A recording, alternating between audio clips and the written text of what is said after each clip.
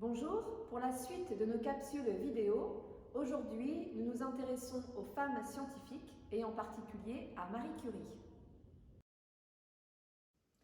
Nous sommes au centre de ressources du Petit Écho de la mode et des éditions de Montsouris et concernant Marie Curie, nous avons retrouvé plusieurs articles qui parlent de sa vie. Le 10 décembre 1903, Marie obtient avec son mari Pierre Curie et Henri Becquerel le prix Nobel de physique. Elle est la première femme à recevoir un tel prix. À la mort de son époux, en 1906, elle le remplace à son poste de professeur et devient ainsi la première femme à obtenir une chaire comme professeur à la Sorbonne.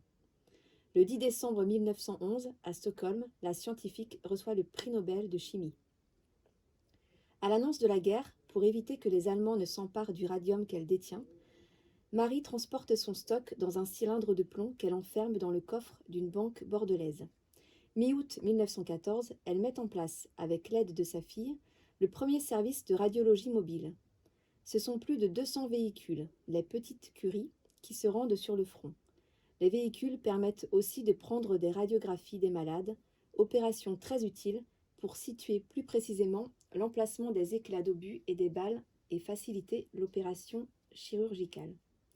Essentiellement tournée vers la recherche, Marie Curie a évité toute récupération politique et a refusé d'être promue à l'ordre de la Légion d'honneur.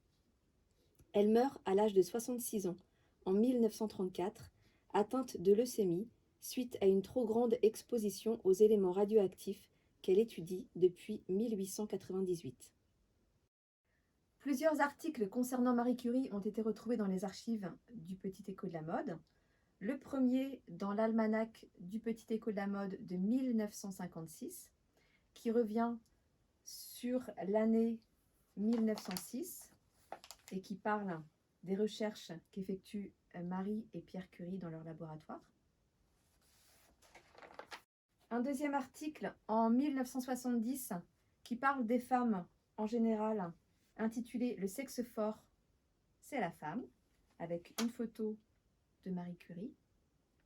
Et puis quelques publicités de la marque Thoradia en 1950, avec une publicité d'un rouge à lèvres. Et encore une publicité de la marque Thoradia dans le Petit Écho de la mode du 2 juillet 1933.